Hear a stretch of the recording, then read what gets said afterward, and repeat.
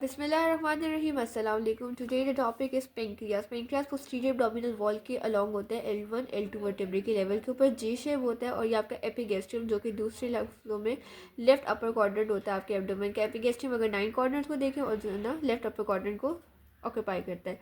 Divide होता है ये राइट से लेके लेफ्ट तक, इसके 3 पार्ट अपने होते हैं, हेड, नेक, बॉडी और टेल के अंदर ये डिवाइड होता है राइट से लेके लेफ्ट तक।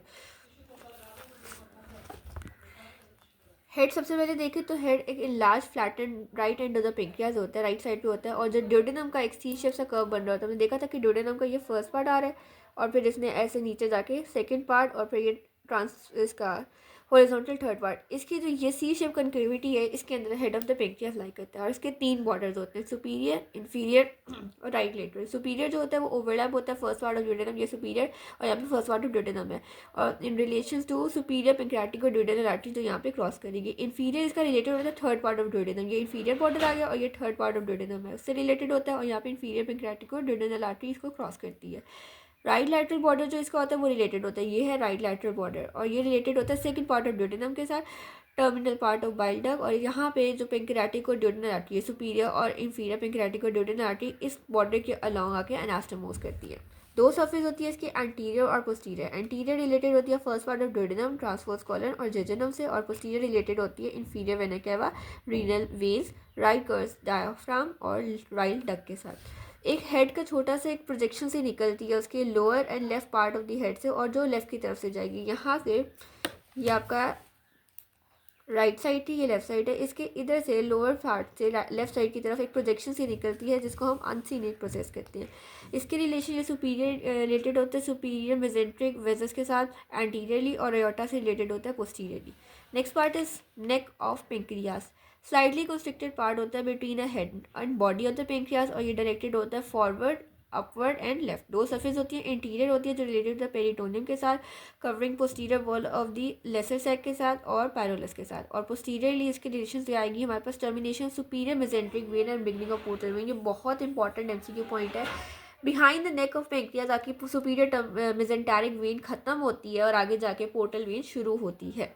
फंक्शंस होते हैं पेंक्रियाज के, अगर हम देखें तो वो डाइजेस्टिव फंक्शन देता है, एंजाइम रिलीज करवाता है, एंडोक्राइन हार्मोन्स रिलीज करवाता है, दूसरा पेंक्रियाटिक जूस करवाता है जो अल्कलाइन नेचर का होता है। Next part is body of pancreas.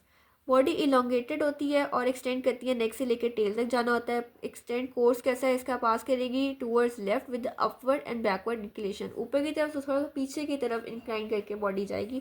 Tuber और मेंटल बॉडी का एक पार्ट होता है जो कि बाकी पार्ट के मुकाबले में, उसके बाकी सुपीरियर बॉर्डर के मुकाबले में थोड़ा सा ऊपर से एलिवेटेड होता है। ये अगर आपका पेंक्रियास जा रहा है, ये इसका आगे पूरा लेफ्ट राइट से लेफ्ट साइड, यहाँ पे बॉडी में एक सुपीरियर सा पार्ट होता है जो एलिवेटेड होता है, इसको हम ट्यूबर और मेंटेली कहते हैं। इसके ऊपर हमने ये लिवर में भी देखा था कि लिवर के भी इंफीरियर बॉडी के ऊपर थोड़ी सी प्रोजेक्शन सी बनती है ट्यूबर और मेंटेली के लिए। 3 बॉर्डर्स होते हैं इसके, एंटीरियर होता है जो अटैचमेंट देता है रूट ऑफ मेसेंट्री के, सुपीरियर होता है जो सीलिक ट्रंक से हेपेटिक आर्टरी और सप्लीनिक आर्टरी से रिलेटेड होता है, और इंफीरियर होता है जो सुपीरियर मेसेंट्रिक वेजल से रिलेटेड होता है जिसमें आर्टरी और वेन दोनों आती हैं। 3 सर्फेस आ जाती हैं इसकी। Anterior surface covered by peritoneum है और रिलेटेड होती है लेसर सैक और स्टमक के साथ, क्योंकि अब ये लेफ्ट साइड तक आ गई है बॉडी तो यहाँ पे स्टमक भी लाई कर रहा है। पोस्टीरियरली ये पेरिटोनियम नहीं होता और रिलेटेड होता है एयोर्टा के साथ, सुपीरियर मेसेंट्रिक आर्टरी के साथ, left crus of diaphragm, left suprarenal gland, left kidney, left renal vessels and splenic vein के साथ। Inferiorly covered by the peritoneum related to duodenojejunal flexure, jejunum, left colic flexure. Last part इसका tail हो जाएगा जो left and के ऊपर होते हैं, लीनोरीनल लिगामेंट होते हैं। लीनोरीनल लिगामेंट कौन सा था, स्प्लीन का लिगामेंट है जो उसको किडनी के साथ, लेफ्ट किडनी के साथ जोड़ा है together with the splenic vessels. Splenic vessels के साथ ये आपके जो स्प्लीन के लिगामेंट है उसके अंदर लाई करता है tail of pancreas, comes in contact with the lower part of gastric surface of spleen. और स्प्लीन के ऊपर जो हमने जो गैस्ट्रिक पार्ट होता है, गैस्ट्रिक इंप्रेशन होता है स्प्लीन का जो, वहाँ पे ये तकरीबन क्लोजली उससे रिलेटेड होता है। पेंक्रियास की सप्लाई देखें तो आर्टीरियल सप्लाई इसको आती है pancreatic branch of splenic artery के साथ, सुपीरियर पेंक्रियाटिक और ड्यूडेनल और इंफीरियर पेंक्रियाटिक और ड्यूडेनल के साथ। वीनस ड्रेनेज इसकी स्प्लीनिक वेन करती है, पोर्टल वेन करती है, सुपीरियर मेजेंटेरिक करती है। लिम्फेटिक ड्रेनेज इसकी पेंक्रियाटिक और स्प्लीनिक नोड्स में जाता है, सीलिक जाता है, सुपीरियर मेजेंटेरिक नोड्स में जाता है, और जो नर्व्स होती है वो इसकी वेगस और सप्लानिक सिम्पैथेटिक नर्व्स इसको सप्लाई करती है। पेंक्रियास के अंदर 2 तरह की डक्ट्स होती हैं मेनली, जिसको हम मेन पेंक्रियाटिक डक्ट और एसेसरी पेंक्रियाटिक डक्ट कहते हैं, जो आपके आके सेकंड पार्ट ऑफ डेडिनम में ओपन करनी होती है। Main pancreatic duct of Wilson भी कहते हैं, वाइट कलर की होता है, पोस्टीरियर सरफेस पे शुरू होगी, फिर पोस्टीरियरली राइट करती है, बिगिन करेगी टेल के ऊपर शुरू करेगी। अब पेंक्रियाज का पार्ट देखें तो पहले हेड आता है, फिर नेक, बॉडी और टेल। जो डक्ट्स है ना वो उल्टा आएगी, टेल, बॉडी, नेक और हेड से आके जाके डेडिनम में ओपन करेगी। बिगेन एंड टेल, टेल के ऊपर शुरू करेगी, बॉडी को क्रॉस करते हुए नेक के ऊपर बेंड करेगी, डाउनवर्ड, बैकवर्ड और राइटली हेड की तरफ जाएगी।